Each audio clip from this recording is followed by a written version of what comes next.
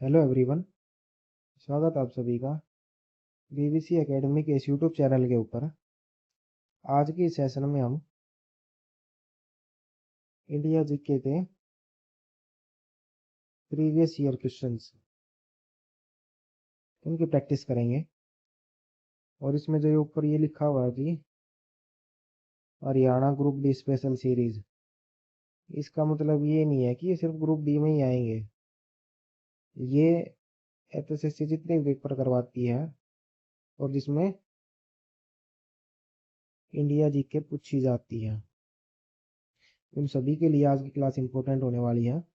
इससे पहले वाली जो क्लास थी उसमें हमने 28 क्वेश्चन जो है कंप्लीट कर लिए हैं। अब हम अपने 29 क्वेश्चन से आज की क्लास की शुरुआत करने वाले हैं। तब स्टार्ट करते हैं अपने सेशन को।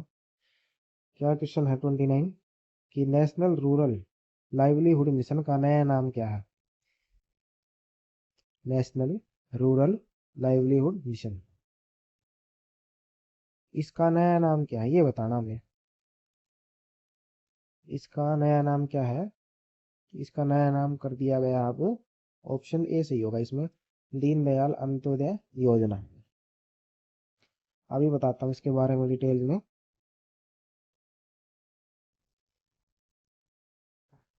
ये जो योजना है ये सबसे पहले शुरू की गई थी 1999 में शुरू की गई थी। तब इसका नाम क्या था? तब इसका नाम था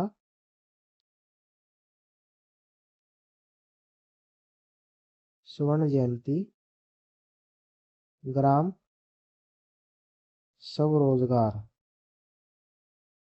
स्वरोजगार योजना। जब ये 1999 में शुरू की गई थी तब उसका नाम था स्वर्ण जयंती ग्राम स्वरोजगार योजना। फिर 2011 में जब कांग्रेस की सरकार थी, जब भारत में यूपीए की सरकार थी, 2011 की बात है, तब इसका नाम बदल के क्या कर दिया गया था? तब इसका नाम बदल के किया गया था ये नेशनल रूरल लाइवलीहुड मिशन, जिसको हिंदी में क्या कहेंगे? राष्ट्रीय ग्रामीण आजीविका मिशन। फिर आई एनडीए की सरकार। 2015 में इसने इसका नाम बदल के क्या कर दिया? ये जो हमारा सही आंसर है, दीनदयाल अंत्योदय योजना। और उसके बाद फिर से वही लाइन जो ऊपर लिखी हुई है, बस आगे ये नाम जोड़ा इन्होंने कि दीनदयाल अंत्योदय योजना नेशनल रूरल लाइवलीहुड मिशन, ये पूरा नाम है इस योजना का। इसका नाम को बदला गया है ये 2015 के अंदर। ये जो आवास योजना है ये जुड़ी हुई है मकान से। ठीक है। ग्राम सड़क योजना, ये ग्राम से अन्नपूर्णा, ये जो राशन बांटती है सरकार, ये उससे जुड़ी हुई है।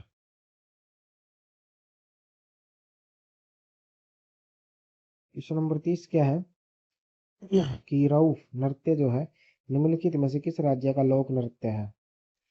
ये जो रऊफ नृत्य है ये कौन से राज्य का है ये बताना है। तो जो रऊफ रऊफ नृत्य है ये कौन से राज्य का है? इसमें हमारा सही आंसर होगा जम्मू एंड कश्मीर। रऊफ जो है कौन से राज्य का लोक नृत्य है? ये है जम्मू कश्मीर का। अब इसके अलावा इसमें और क्या क्या दिए हुए हैं, जैसे कि यूपी है, तो यूपी का फेमस डांस कौन सा हो जाएगा? तो यूपी के अंदर जो प्रमुख लोक नृत्य है वो एक तो है कथक, एक है चरकुला चरकुला। उसके बाद है आंध्र प्रदेश। आंध्र प्रदेश का फेमस लोक नृत्य क्या है? एक तो कुचिपुड़ी कुचिपुड़ी, और एक है दिनसा दिनसा। राजस्थान राजस्थान का मैं बता देता हूँ। राजस्थान की एक तो घूमर है, एक कालबेलिया और एक बवई है। ये तीन राजस्थान के हैं। और जो ये क्वेश्चन नंबर 30 है इसमें पूछा है कि रऊ किसका है, तो रऊ किसका है? जम्मू एंड कश्मीर का हो जाएगा। नेक्स्ट क्या है कि कौन प्रथम मौर्य शासक थे जिन्होंने अभिलेखों के माध्यम से आम जन तक अपना संदेश पहुंचाया था। इसमें हमें किसके बारे में बताना है? हमें मौर्य शासक के बारे में बताना है जिसने अभिलेखों के माध्यम से आम जन तक अपना संदेश पहुंचाया था। तो कौन है वो मौर्य शासक? वो है अशोक। कौन है? अशोक। इसके जो अभिलेख थे वो कौन सी भाषा में लिखे गए थे? अगर भाषा की बात करें तो भाषा थी प्राकृत। कौन सी भाषा थी? प्राकृत। और लिपि पूछेगा, अगर लिपि लिपि पूछ ली कि कौन सी लिपि में लिखे गए थे, तो वो लिखे गए थे ब्राह्मी और खरोष्ठी में। ब्राह्मी और खरोष्ठी लिपि में लिखे गए थे। और इसके जो ये लेख है, अभिलेख जो है ये दो प्रकार से पाए गए हैं। ये भी पूछ लेता है कई बार कि इसका अभिलेख जो है कैसे पाए गए हैं। दो प्रकार के अभिलेख पाए गए हैं। कौन कौन से? सबसे पहला तो शिलालेख। शिलालेख, शिलालेख मतलब जो पत्थर के ऊपर इसने अपने लेख लिखवाए थे वो वाले। ठीक है। दूसरा क्या है? दूसरे थे स्तंभ लेख।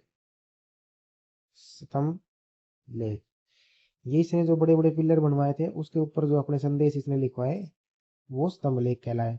तो इसने दो तरीकों से, शिलालेखों के माध्यम से और स्तंभ लेखों के माध्यम से अपने संदेश जो है लोगों तक पहुंचाए। और इसमें हमारा सही आंसर क्या हो जाएगा? Option C.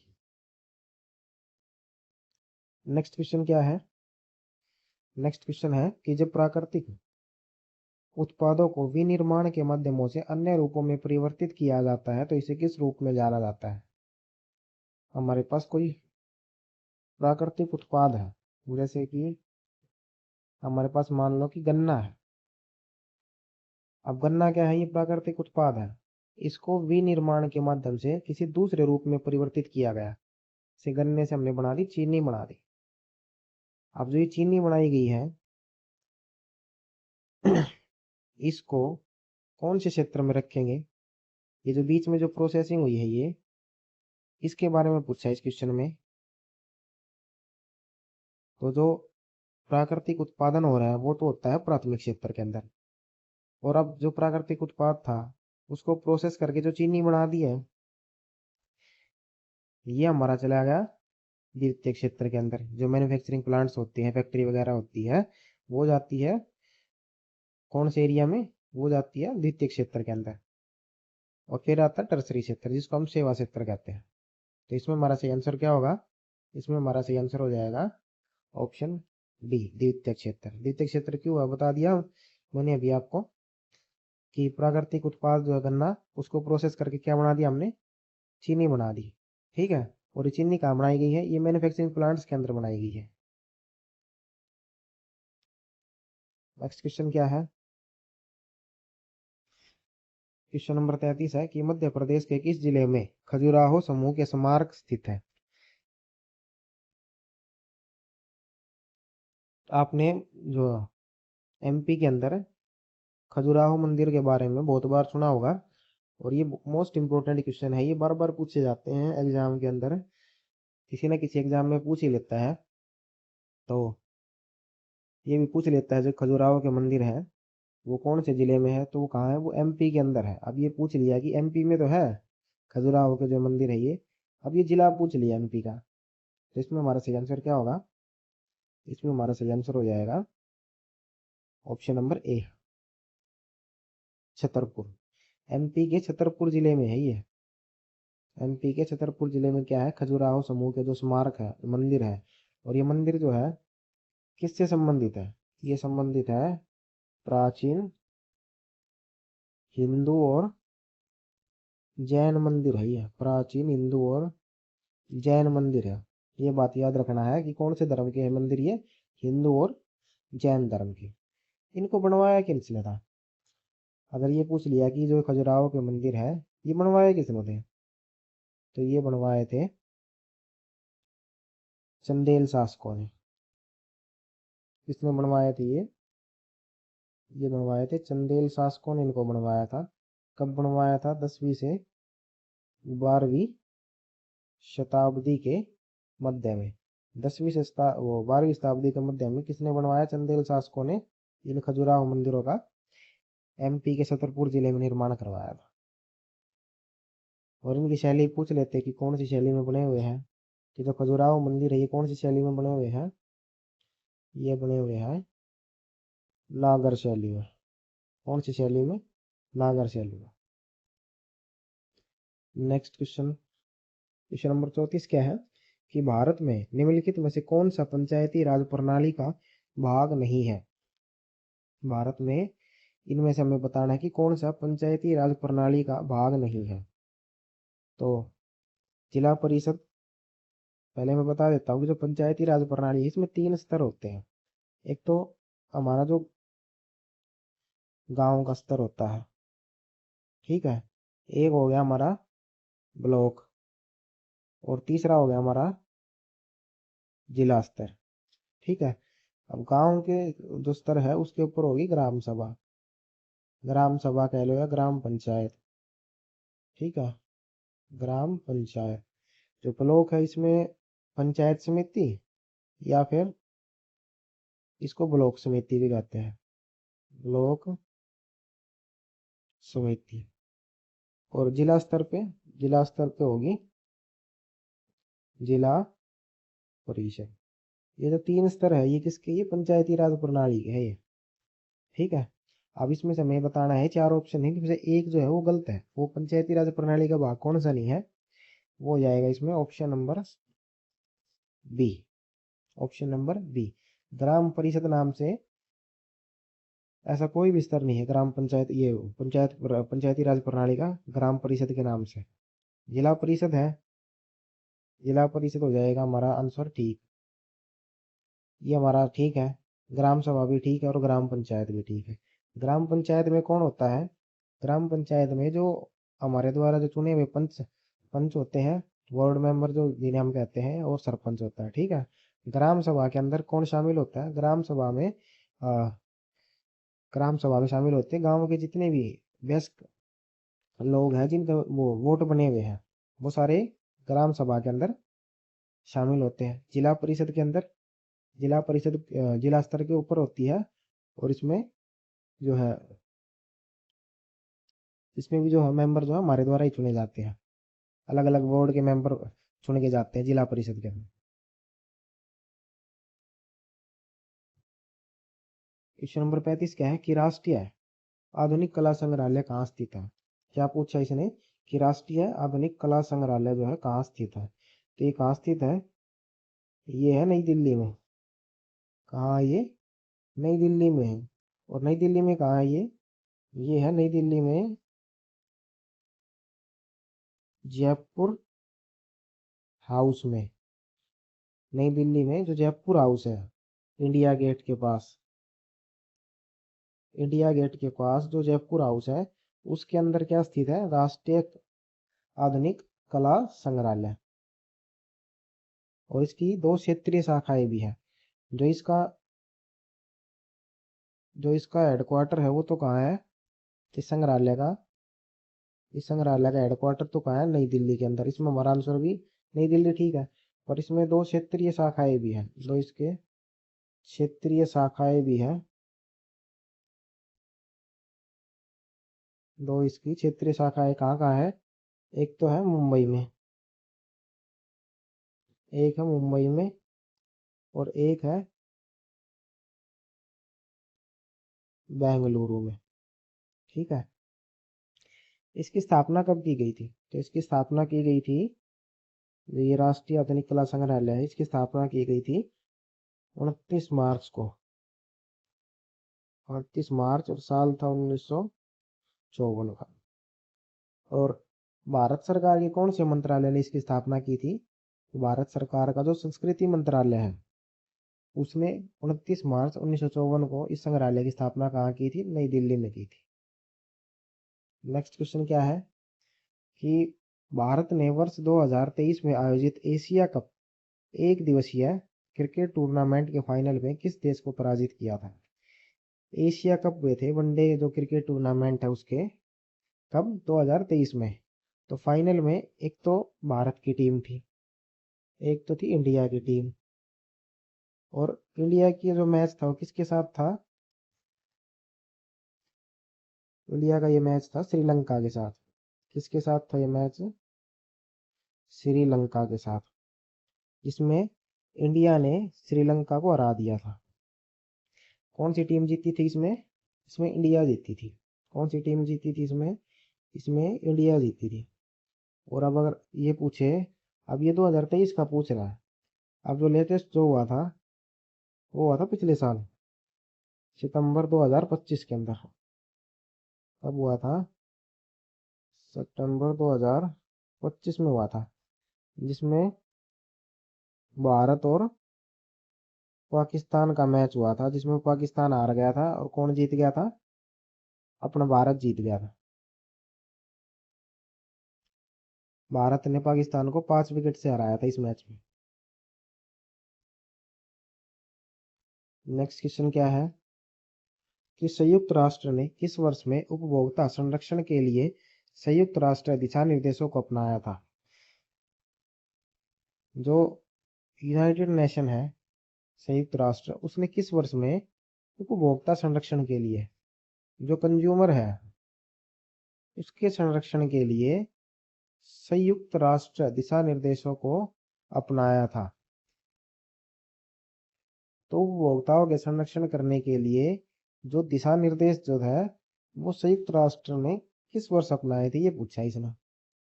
तो इसमें हमारा सही आंसर क्या होगा? ऑप्शन नंबर ए, 1985 में ये जो है दिशा निर्देश जो रूल थे ये अपनाए थे। डेट क्या थी? 9 अप्रैल 9 अप्रैल 1985। 9 अप्रैल 1985। अगर ये पूछे जो दिशा निर्देश है ये लाए क्यों गए थे, जो ये रूल रेगुलेशन थी संयुक्त राष्ट्र के द्वारा, ये क्यों लाई गई थी, इसका उद्देश्य क्या था? इसका मेन उद्देश्य सिर्फ इतना ही था कि उपभोक्ताओं के जो आर्थिक हित है उनकी रक्षा करना, और जो भी मार्केट के अंदर जो उत्पाद है उनकी गुणवत्ता और उनके जो सुरक्षा मानक है उनको तय करना। ठीक है, ताकि कोई गड़बड़ी ना हो सके और जो उपभोक्ताओं का शोषण ना हो। इस वजह से ये जो दिशा निर्देश है संयुक्त राष्ट्र के द्वारा 9 अप्रैल 1985 को अपनाए गए थे। क्वेश्चन नंबर 38 क्या है कि सलार जंग संग्रहालय कहाँ स्थित है? तो सलार जंग संग्रहालय कहाँ स्थित है? ये स्थित हो जाएगा तेलंगाना की राजधानी में। तो तेलंगाना की राजधानी क्या है? हैदराबाद। क्या है तेलंगाना की राजधानी? हैदराबाद है। और जो हैदराबाद है वो कौन सी नदी के किनारे स्थित है, ये भी क्वेश्चन पूछा जाता है बार बार कि जो हैदराबाद है ये कौन सी नदी के किनारे स्थित है? ये स्थित है मूसी नदी। तो मूसी नदी के किनारे क्या स्थित है? ये अपना हैदराबाद जो शहर है ये स्थित है। और सलार जंग संग्रहालय पूछे तो कहाँ है? ये मूसी नदी के दक्षिणी, मूसी नदी का जो दक्षिणी तट है वहाँ क्या स्थित है? ये सलार जंग संग्रहालय स्थित है। ये बात भी याद रखनी है।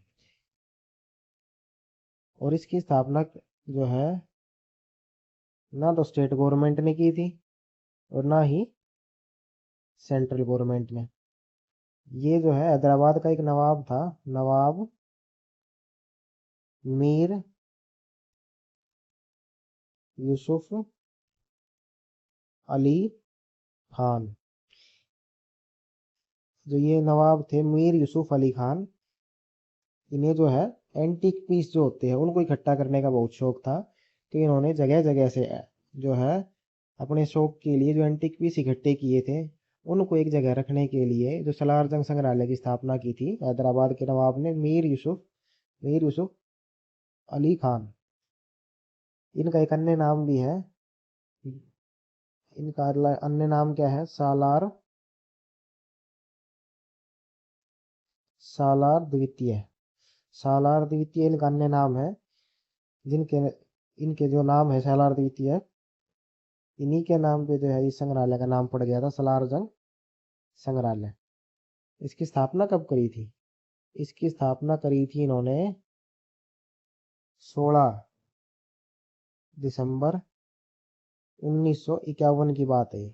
16 दिसंबर 1951 में इसकी स्थापना की गई थी। क्वेश्चन नंबर 39 क्या है कि लोकतांत्रिक सरकारों के बारे में निम्नलिखित कथनों पर विचार कीजिए कि कौन सा कथन सही नहीं है। जो लोकतांत्रिक सरकार है इसमें लोगों का तंत्र होता है, के हाथ में पावर होती है, वो लोग जो है अपने प्रतिनिधियों को चुन के सरकार में भेजते हैं। तो ये बताना है, उनके बारे में कुछ कथन दिए गए हैं, जो लोकतांत्रिक सरकार है उनके बारे में कथन दिए गए हैं, तो कौन सा सही नहीं है ये बताना है। तो चारों पढ़ लेते हैं एक बार। पहला ऑप्शन क्या है कि लोकतंत्र को प्रतिनिधितात्मक लोकतंत्र के रूप में जाना जाता है।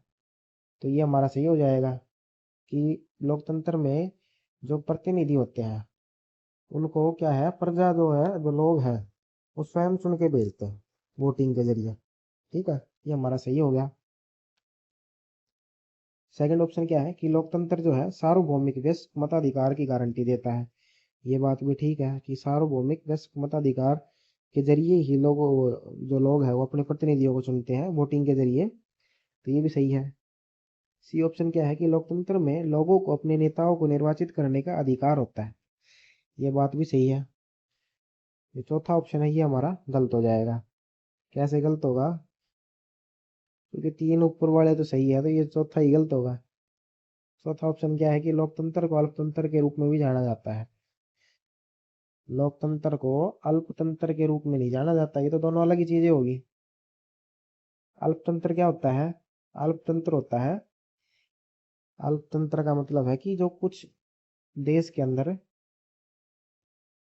कुछ जो अमीर लोग हैं, जो धनी लोग हैं, जैसा कि आज आपको देखने को मिल रहा है कि जो पावर है वो कुछ एक लोगों के हाथों में सिमट के रह गई है।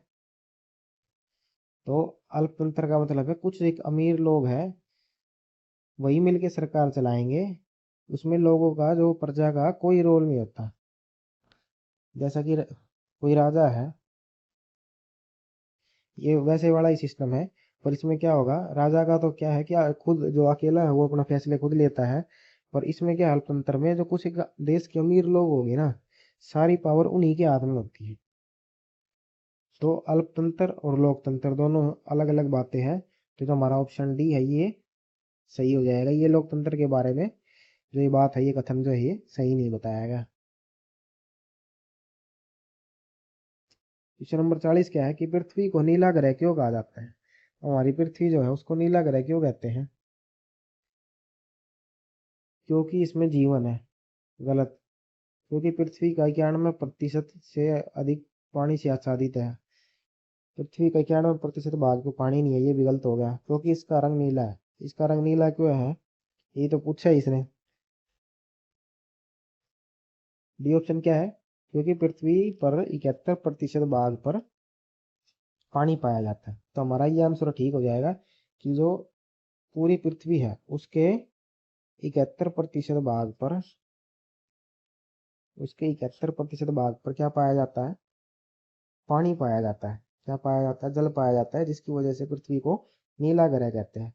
अब जो 71% भाग है, अब इस 71% भाग का 97.5% भाग जो है, वो जो जल है ना, इस 71% का 97.5% भाग वो कैसा है? वो खारा पानी है। कैसा पानी है वो खारा पानी है। अब बच गया कितना? सिर्फ ये 97.5% है ना खारा पानी, तो बचा कितना? 2.5% पानी। ये जो 2.5% पानी है, ये पीने योग्य पानी है पूरी पृथ्वी के ऊपर। कितना? सिर्फ 2.5%।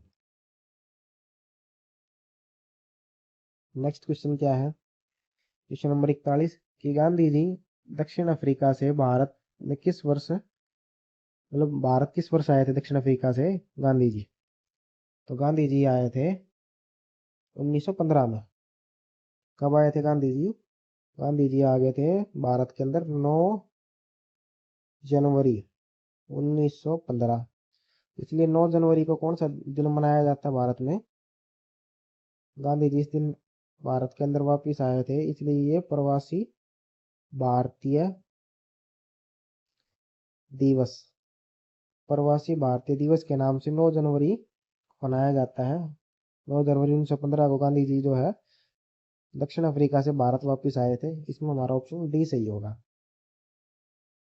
और लगभग 21 साल, लगभग 21 साल तक गांधी जी कहाँ रहे थे? दक्षिण अफ्रीका के अंदर रहे थे 21 साल तक। और वापिस किसके कहने पे आए थे वो भारत के अंदर? वो आए थे जो गांधी जी के राजनीतिक गुरु थे, गोपाल कृष्ण गोखले। गोखले, इनके कहने पे जो है गांधी जी भारत वापस आए। और जब गांधी जी 1915 में दक्षिण अफ्रीका से भारत आए थे, उसके बाद उन्होंने, ये कई बार ये क्वेश्चन पूछा जाता है कि जब गांधी जी 1915 में भारत आ गए थे वापस, ठीक है, तो वापस भारत आने के बाद उन्होंने सबसे पहला जो अपना सत्याग्रह कौन सा किया था? मतलब उन्होंने सबसे पहले आंदोलन कौन सा किया था? वो किया था 1917 में चंपारण बिहार के अंदर। चंपारण आंदोलन जो था, चंपारण आंदोलन जो कब हुआ था? 1917 में हुआ था। और क्यों हुआ था ये? क्योंकि ये चंपारण बिहार के अंदर जो नील की खेती करने वाले किसान थे, उनके पक्ष में गांधी जी ने जो है इस सत्याग्रह का आह्वान किया था। कब? 1917 में। ये गांधी जी का जो है पहला सत्याग्रह आंदोलन था भारत के अंदर। क्वेश्चन नंबर 42 क्या है कि भारत के राजनीतिक भविष्य को निर्धारित करने के लिए ब्रिटिश सरकार ने 1927 में एक आयोग को भेजा था, जिसका नेतृत्व किया था, ये बताना, उसका जो आयोग आया था यहाँ पे, उसका नेतृत्व किसने किया था? क्वेश्चन क्या है कि भारत के राजनीतिक भविष्य में, भारत का राजनीतिक भविष्य कौन तय कर रहा है? ब्रिटिश सरकार। और कैसे तय कर रही है? 1927 में एक आयोग बना के भेज दिया।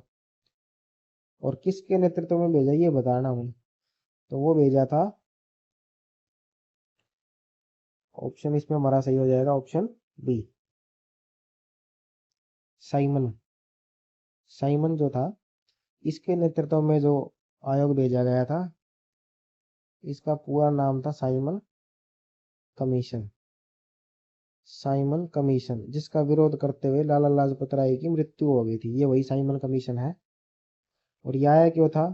अभी बताया कि भारत के राजनीतिक भविष्य को निर्धारित करने के लिए ब्रिटिश सरकार ने एक आयोग बना के भेजा था। और इस आयोग में 7 सदस्य थे। इस आयोग में कितने सदस्य थे? इसमें 7 सदस्य थे। और सारे के सारे क्या थे? अंग्रेज थे। कौन थे सारे के सारे? अंग्रेज थे। ठीक है। नेक्स्ट क्वेश्चन क्या है? इसमें 1927 दिया हुआ है ना, तो जो साइमन कमीशन है, इसका इस टाइम पे तो गठन किया गया था, इसने क्या कहा? भेजा था। तो इसकी जगह आप 1928 कर लेना। गठन किया था इन्होंने कब? इसका गठन किया था, एक बार लिख देता हूँ मैं। साइमन कमीशन का गठन हुआ था लंदन के अंदर। वो ब्रिटिश पार्लियामेंट थी, वहाँ इसका गठन हुआ 8 नवंबर 1927 को। भारत कब आया था ये? भारत आया था ये 3 फरवरी 1928। सबसे पहले कहाँ आया था? मुंबई बंदरगाह। ठीक है। क्वेश्चन नंबर 43 क्या है? हमें मैच करनी है। एक सूची दी हुई है, दूसरी सूची से मैच करना है। जैसे इसमें पहली सूची में दे दिया रयोत, महल, निज और रयोती। जो सूची 2 है, उसमें गांव, खेतीहर, रयोत की भूमि पर खेती करना और अपनी भूमि पर खेती करना। तो जो रयोत है, रयोत क्या होता है? रयोत होता है, मैं एक बार यहाँ से मैच करके दिखाता हूँ। ए जाएगा इसमें, रयोत होता है खेतीहर। खेती हर जो खेती करता है। महल, महल किसे कहा जाता है? जो मालवाड़ी जो प्रथा थी उससे जुड़ा हुआ है। ठीक है। तो जो महल है, महल गांव को कहा जाता था। ठीक है। सी क्या है? निज। निज का मतलब क्या हो गया? ये जो हो गया भूमि पर खेती करना, निजी लिख दिया इसमें। इसमें जाएगा ये और 4 पे, ये जो अपनी भूमि पर खेती करना। और डी जो है, डी मैच होगा। डी में क्या है, रयोती। रयोती का मतलब है कि रयोत की भूमि पर खेती करना। इसमें हमारा सही आंसर हो जाएगा ऑप्शन डी। ऑप्शन डी सही होगा इसमें। ये थोड़े मिक्स हो रहे हैं, एक बार देख लेना इसको करते टाइम। क्वेश्चन नंबर 44 क्या है कि किस महाद्वीप में देशों की संख्या सबसे ज्यादा है। ये हमारे पास 4 महाद्वीप दिए गए हैं, हमें इनमें से देख के बताना है कि किस महाद्वीप में सबसे ज्यादा देश है। तो हमारा इसमें सही आंसर क्या हो जाएगा, इसमें सही आंसर होगा ऑप्शन ए, अफ्रीका। क्या सही होगा, अफ्रीका। अफ्रीका में कितने देश है, ये पूछे कि अफ्रीका में देश कितने हैं, ये बताओ। तो अफ्रीका में देश है,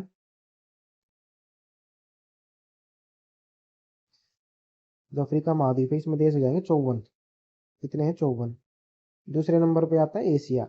एशिया में कितने हैं, 48। तीसरे नंबर पे आता है यूरोप। यूरोप में कितने, 44 हैं। फिर आ गया 44 है इसमें 44। ठीक है। इसके बाद यूरोप के बाद नंबर आता है नॉर्थ अमेरिका का। किसका, नॉर्थ अमेरिका का। नॉर्थ अमेरिका के पास कितने देश हैं, 29 है। फिर आ गया साउथ अमेरिका। साउथ अमेरिका के पास है भाई साहब 14 देश। फिर आ गया ऑस्ट्रेलिया। ऑस्ट्रेलिया के पास कितने देश हैं, 14।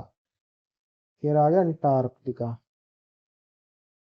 अंटार्कटिका के पास क्या है, जीरो अंडा, कुछ भी नहीं है इसके पास, बर्फ ही बर्फ है यहाँ, इतनी ठंड है यहाँ, कोई नहीं रहता।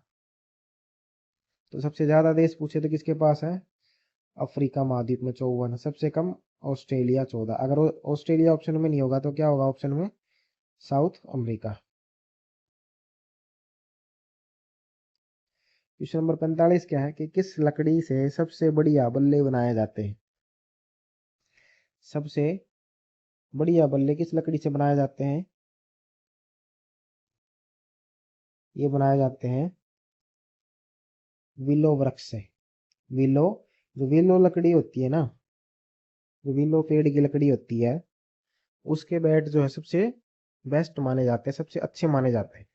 अब ये विलो लकड़ी कहाँ पाई जाती है, ये भारत में भी पाई जाती है। भारत में कहाँ पाई जाती है, ये जम्मू कश्मीर के अंदर, तो ठंडे इलाके हैं, वहाँ ये लकड़ी जो है पाई जाती है जम्मू कश्मीर में। और जम्मू कश्मीर का भी मैं आपको उसकी जो जगह बता देता हूँ, जिले बता देता हूँ कहाँ कहाँ पाए जाते हैं ये। एक तो अनंतनाग में, एक पुलवामा में, एक गांदरबल में, और एक एक पाई जाती है बांडीपुरा में। ठीक है। ये 3-4 जगह है जम्मू कश्मीर के अंदर जहाँ ये जो विलो पेड़ पाए जाते हैं। कई पेपर में मैंने देखा है कि इसमें जो ये विलो वृक्ष, ये सभी को याद हो गया है कि विलो पेड़ जो ओवरऑल उसकी लकड़ी जो बैट बनाने के लिए फेमस है। अब ये क्या पूछने लग गया है, अब ये इसका साइंटिफिक नेम दे देता है पे उसमें एग्जाम में।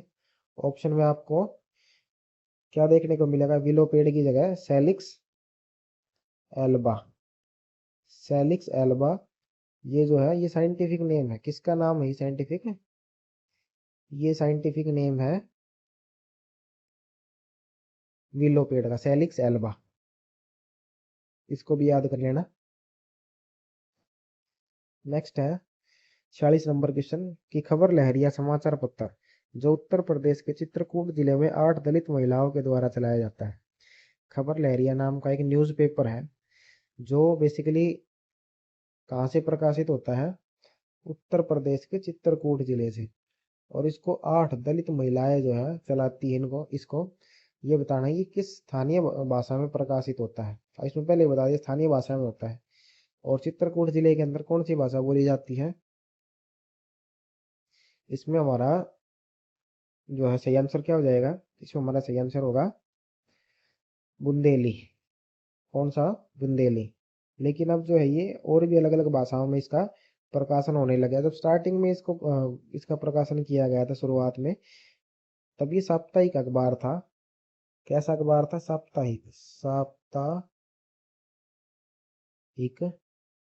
अखबार। ये साप्ताहिक अखबार था, ठीक है, और ये बुंदेली भाषा में प्रकाशित होता था। लेकिन अब जो है ये अवधि, बुंदेली के साथ साथ ये अवधि में भी और भोजपुरी, अवधि भोजपुरी इन भाषाओं में भी ये प्रकाशित होता है।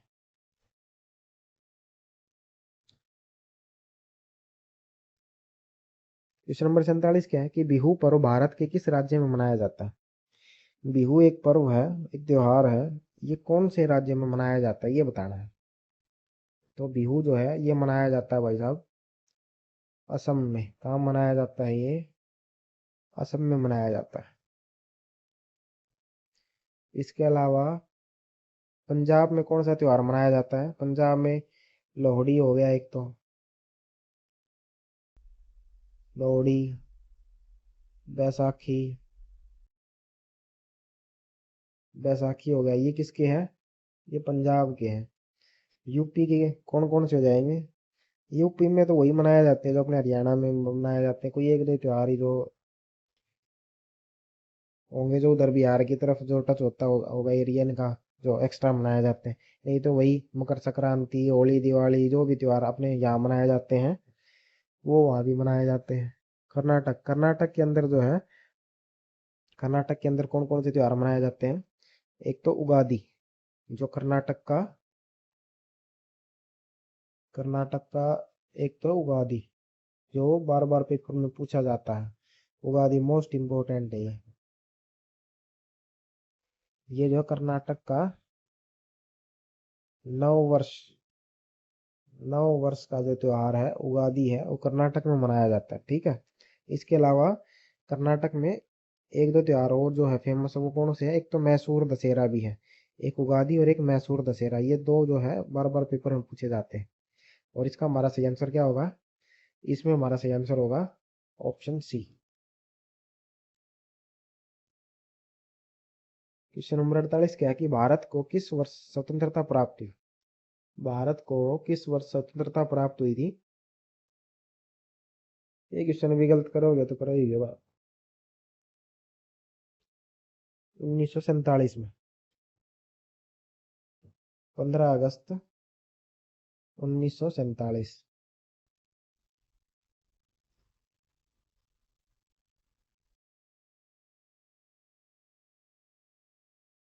क्वेश्चन नंबर 49 क्या है कि सीई से तात्पर्य है, जो सीई है इसका हमें क्या बताना है? इसकी फुल फॉर्म बतानी। तो सीई की फुल फॉर्म क्या हो जाएगी? कॉमन एस्टिमेट, कॉमन एस्टिमेट कहाँ से होगा? ये भी गलत होगा। Casual era, cost of visit, गलत हो गया। हमारा सही आंसर होगा option B, common era.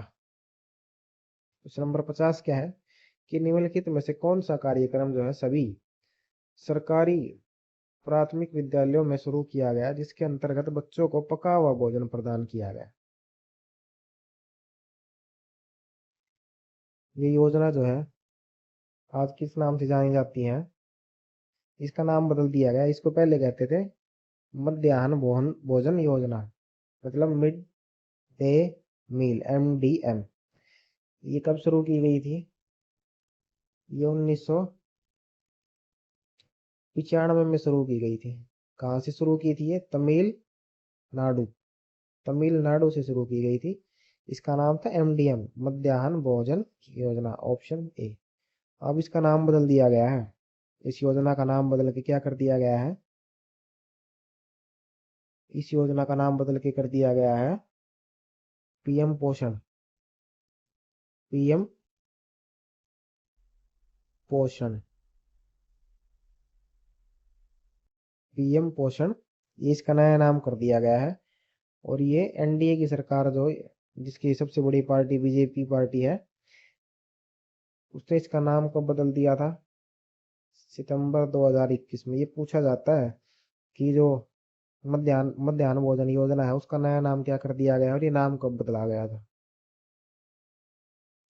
Question number 51 क्या है? क्वेश्चन नंबर 51 हमारे पास है कि माँ कार्यक्रम का विस्तृत रूप क्या है? जो माँ कार्यक्रम है, ए इसकी फुल फॉर्म पूछिए, इसकी फुल फॉर्म क्या है?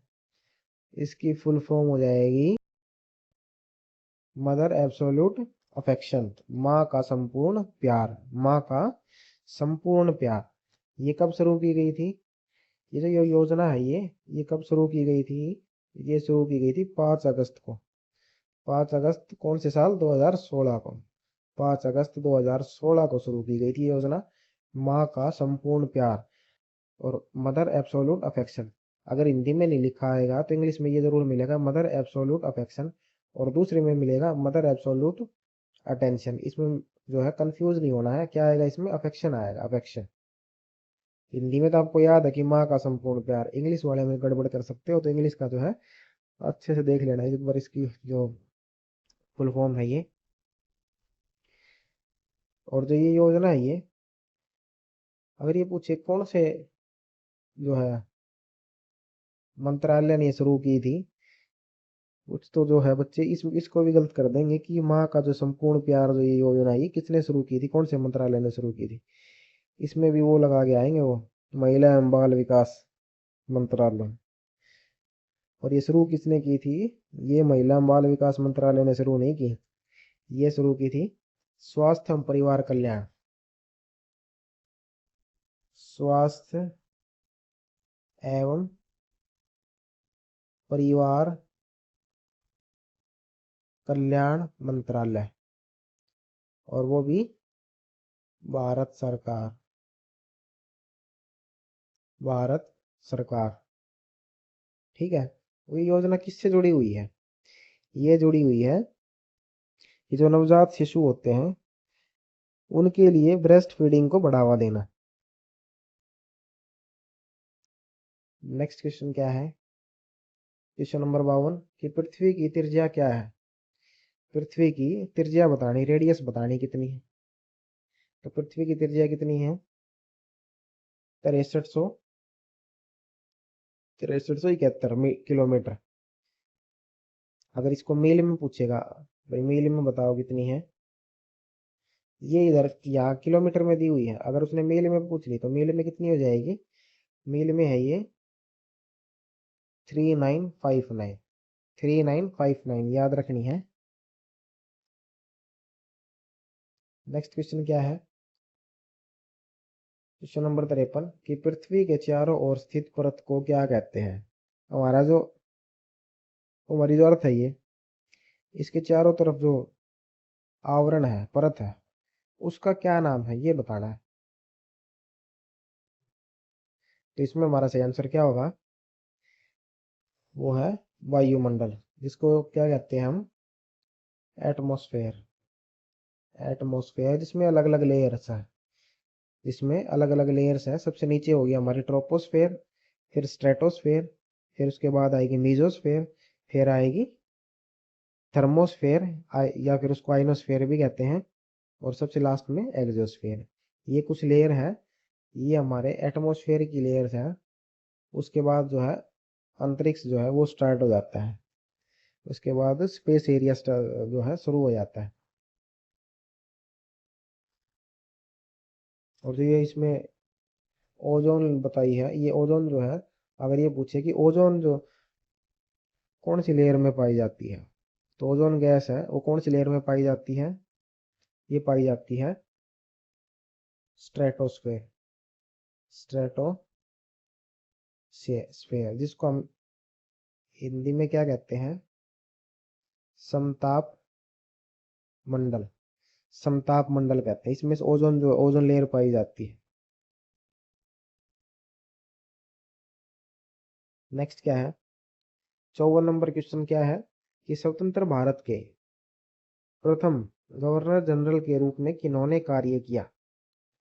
जब भारत आजाद हो गया था उसके बाद पहले गवर्नर जनरल कौन बने थे, किन्होंने कार्य किया था गवर्नर जनरल के पद पर? वो थे सी राजगोपालाचारी, सी राजगोपालाचारी। अगर इसमें लॉर्ड माउंटबेटन होता तो आंसर तो वही सही होता, क्योंकि इसमें इन्होंने लिखना था कि स्वतंत्र भारत के पहले भारतीय गवर्नर जनरल कौन थे, तो फिर आता राजगोपालाचारी। तो अब उसमें इसमें ऑप्शन में ही नहीं है माउंटबेटन, तो इसमें हमारा सही आंसर क्या होगा? राजगोपालाचारी। ऑप्शन डी सही हो जाएगा 54 नंबर का।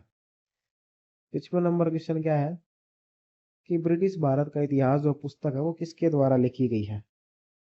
तो ब्रिटिश भारत का इतिहास किसने लिखी है। ब्रिटिश भारत के इतिहास को लिखा था जेम्स मिल ने। जेम्स मिल। नेक्स्ट क्वेश्चन क्या है क्वेश्चन नंबर 56 कि वर्ष 2016 में प्रारंभ हुए अभियान इंद्रधनुष का उद्देश्य है। ये क्वेश्चन भी इम्पोर्टेंट है, बार बार पूछा जाता है हर एग्जाम में कि जो मिशन इंद्रधनुष है, मिशन इंद्रधनुष कब शुरू किया गया था। तो ये शुरू किया था 2014 में। ये क्वेश्चन भी पूछा जाता है, इसके जो स्टार्टिंग जो ईयर है वो पूछ पूछ लेते हैं पेपर में। अब इसका उद्देश्य क्या है ये पूछ लिया। इस क्वेश्चन में क्या पूछा है कि इसका उद्देश्य क्या है। तो इसका उद्देश्य क्या है, इसका उद्देश्य है नियमित टीकाकरण के समय पर अधूरे टीकाकरण या टीकाकरण रहित छूट गए बच्चों को, मतलब बेसिकली इसका जो मेन मोटिव वो है ये टीकाकरण से जुड़ा हुआ है। जो बच्चे होते हैं उनमें टीकाकरण का जो है विशेष ध्यान दिया जाए। ठीक है, कोई बच्चा जो है छूटे नहीं। नेक्स्ट क्या है क्वेश्चन नंबर 57 हमारे पास कि अप्पम, पट्टू, इडियप्पम खाद्य पदार्थों का संबंध भारत के किस राज्य से है। ये कुछ खाद्य पदार्थ दिए गए हैं, इनका संबंध बनाना है भारत के कौन से राज्य से। अप्पम है, पट्टू है और इडियप्पम, ये खाद्य पदार्थ है। तो इनका नाम देख के ही पता चल रहा है ऑप्शन में ऐसा कोई जो है साउथ का सिर्फ एक ही नाम दिख रहा है इसमें। कौन सा है वो, केरल राज्य है, जिसका 2026 में नाम बदल दिया गया था। अब नया नाम क्या है इसका केरल का, केरलम। क्या नाम नया, केरलम। तो खाद्य पदार्थ भी किसके है, ये केरल के ही है। इसके अलावा अगर गुजरात के पूछे तो गुजरात के कौन कौन से हो जाएंगे। जलेबी हो गया, थेपला, खाखरा, ढोकला, फाफड़ा, जलेबी, ये सब कुछ जो है ये गुजरात के हो गए। फिर पंजाब का क्या है, पंजाब का फेमस है सरसों का साग हो गया। ठीक है, सरसों का साग हो गया, बाजरे की रोटी होगी, मक्के की रोटी होगी, छोले भटूरे हो गए। ये किसके, पंजाब के। उसके बाद आगे इसमें उड़ीसा दिया हुआ है। उड़ीसा के लोग क्या खाते हैं, उड़ीसा का जो है फेमस क्या है। जैसे इसमें ये अप्पम, पट्टू, इडियप्पम, वैसा ही उड़ीसा का फेमस क्या है। उड़ीसा के अंदर जो है सबसे ज्यादा खाया जाने वाला है पखाला भाता। पखाला भाता, इसको कैसे खाते हैं ये, चावल को पका के फिर उसको पानी में डुबो डुबो के, चावल पकने के बाद उसको दोबारा से पानी में डुबो डुबो के और फिर खाते हैं। तो पखाला भाता अगर अगले किसी पेपर में पूछ लिया कि पखाला भाता किसका फेमस खाद्य पदार्थ है, कौन से स्टेट का, तो किसका है ये, उड़ीसा का है। नेक्स्ट क्वेश्चन क्या है कि लुगदा निम्नलिखित में से किसका एक रूप है जिसे छत्तीसगढ़ में पहना जाता है। लुगदा जो है किसका रूप है, ये एक साड़ी का रूप है। ये एक साड़ी का रूप है और जिसको कहाँ पहना जाता है, छत्तीसगढ़ राज्य के अंदर। और एक बार ये क्वेश्चन जो है एस्टेट का, एस्टेट की प्रैक्टिस करवा रहा था हमारी हरियाणा जीके की, तो उसमें मैंने इसको टिक कर दिया था दुपट्टा पे। और किसी भी बच्चे ने बताया नहीं, ना कमेंट करके बताया कि ये क्वेश्चन जो है गलत हो गया। फिर बाद में मैंने ही कभी देखा उसको, तब पता चला कि क्वेश्चन एक गलत हो गया था, किसी ने नहीं बताया। फिर अब इसको इस क्वेश्चन में ठीक कर लेंगे, नहीं बताया था। लुगदा जो है किसका एक रूप है, ये साड़ी का रूप है। क्वेश्चन नंबर 59 क्या है कि जामिया इस्लामिया विश्वविद्यालय कहाँ स्थित है। तो जामिया इस्लामिया विश्वविद्यालय जो है वो कहाँ स्थित है, ये स्थित है दिल्ली के अंदर। कहाँ स्थित है ये नई दिल्ली में स्थित है ये। इसमें दिया हुआ है अलीगढ़, तो ये ऑप्शन डी दिया हुआ है ना अलीगढ़। ये जब स्टार्टिंग में इस यूनिवर्सिटी की जो स्थापना की गई थी, की स्थापना की थी 1970 में, 1970 में नहीं 1920 में इसकी स्थापना की गई थी अलीगढ़ के अंदर। 29 अक्टूबर 1920 में इसकी स्थापना हुई थी। 29 अक्टूबर 29 अक्टूबर 1920 में इसकी स्थापना कहाँ की गई थी? अलीगढ़ में की गई थी। फिर 5 एक साल जो है अलीगढ़ में काम करने के बाद इस यूनिवर्सिटी को 1925 में कहाँ शिफ्ट कर दिया? नई दिल्ली शिफ्ट कर दिया था। कब शिफ्ट किया था? 1925 में शिफ्ट किया था। और अगर ये पूछे कि जामिया इस्लामिया विश्वविद्यालय जो है नई दिल्ली में, इसको सेंट्रल यूनिवर्सिटी कब बनाया था? इसको केंद्रीय विश्वविद्यालय का दर्जा कब दिया था? तो इसको सेंट्रल यूनिवर्सिटी बना दिया था केंद्र सरकार ने 26 दिसंबर को। 26 दिसंबर कौन से साल में? 26 दिसंबर 1988। ये बेशक से याद रखो मत रखो, पर ये दोनों चीजें जरूर याद रखना कि 1925 में दिल्ली ट्रांसफर कर दी थी और इसकी जो मूल स्थापना वो अलीगढ़ में की गई थी 1920 में। क्वेश्चन नंबर 60 क्या है कि विश्व पर्यावरण दिवस मनाया जाता है। पर्यावरण दिवस कब मनाया जाता है? वो मनाया जाता है 5 जून को। कब मनाया जाता है? ये 5 जून को मनाया जाता है। और 5 ही जून को क्यों मनाया जाता है, 7 को क्यों नहीं? तो 5 जून को इसलिए मनाया जाता है क्योंकि 5 जून 1973 में सबसे पहले इसको मनाया गया था। 5 जून 1973 को सबसे पहले इसको विश्व पर्यावरण दिवस को मनाया गया था। क्यों मनाया गया था? क्योंकि 1972 में स्टोकहोम स्टोकहोम एक जगह है जहाँ पे क्या किया गया था, कन्वेंशन किया गया था एनवायरनमेंट को लेके। 1972 में स्टॉकहोम कन्वेंशन किया गया था, 1972 में हुआ था। इसमें ये फैसला लिया गया था। तो उसके बाद अगले साल ही 5 जून को 5 जून 1973 में पहला पर्यावरण जो विश्व पर्यावरण दिवस जो है मनाया गया था। ठीक है। और ये पूछ ले कि अब जो जून का महीना तो जा लिया है, तो इसमें मनाया गया होगा ये, तो इसकी थीम क्या थी? इसकी थीम भी बहुत पूछी जाती है। तो इसकी थीम जो है क्या थी? इसकी थीम थी, थोड़ी बड़ी है स्क्रीन पे आएगी नहीं, फिर भी देखते हैं चलो लिख के। इसकी थीम थी प्रकृति से प्रेरित। प्रकृति से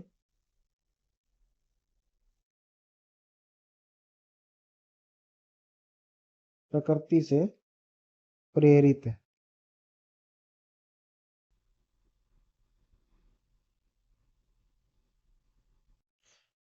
जलवायु के लिए, जलवायु के लिए और हमारे भविष्य के लिए, और हमारे भविष्य के लिए। ये इतनी बड़ी जो थीम थी, ये 2026 की थीम थी विश्व पर्यावरण दिवस की। ये याद रखनी है ये बात। 2026 की थीम क्या थी? प्रकृति से प्रेरित, प्रकृति से प्रेरित जलवायु के लिए और हमारे भविष्य के लिए। ये 2026 की थीम थी विश्व पर्यावरण दिवस की। चलो आज का सेशन इतना ही रखते हैं। तो आज का जो सेशन है, इसमें हमने क्वेश्चन नंबर 29 से लेके और क्वेश्चन नंबर 60 तक जो है क्वेश्चन कंप्लीट किए अपने आज के जो टारगेट था। तो इसके बचे हुए क्वेश्चन जो है वो नेक्स्ट क्लास में कर लेंगे। तो सब्जेक्ट आपको सारे ही पढ़ने पड़ेंगे, क्योंकि ज़्यादा बच्चे जो है हरियाणा जीके के ऊपर फोकस रखते हैं। हरियाणा जीके कितने नंबर की आएगी? 25 नंबर की। ठीक है, वह पढ़ना जरूरी है, हरियाणा जीके भी पढ़नी जरूरी है। ठीक है, इसके साथ साथ आपके और भी तो सब्जेक्ट है। इंडिया जीके हैं 15 नंबर की, हिंदी है, 10 नंबर की। ऐसे इंग्लिश है, ऐसे मैथ है, ऐसे रीजनिंग है। ठीक है, तो आपको 3 सब्जेक्ट तो यहाँ पढ़ाए जा रहे हैं, हरियाणा जीके, इंडिया जीके और हिंदी ग्रामर। और ये जो तीनों सब्जेक्ट ये डीप में पढ़ाए जा रहे हैं, ये नहीं है कि ऊपर ऊपर से आए और पढ़ा क्वेश्चन, हाँ इसका आंसर ये होगा, इसका आंसर ये कर लेना, बस ऐसे तो पढ़ा नहीं रहे, बिल्कुल अच्छे से पढ़ा रहे हैं। आप भी बिल्कुल अपने फ्री माइंड होके पढ़ा करो, बिल्कुल शांति से, तभी आपको समझ में आएगा। तो सारे सब्जेक्ट जो है इम्पोर्टेंट है, सारे ही पढ़ने हैं। आज इंडिया जीके की क्लास ले ली, कल हरियाणा जीके की क्लास होगी और हिंदी ग्रामर की भी क्लास होगी, तो वो भी ज़रूर देखना आप। और प्लेलिस्ट में जाके जो प्लेलिस्ट वाला जो सेक्शन है चैनल पे, उसमें जो अलग अलग प्लेलिस्ट बना दी है उनको भी एक बार ज़रूर चेक करना। तो मिलते हैं कल नई वीडियो में, तब तक के लिए धन्यवाद।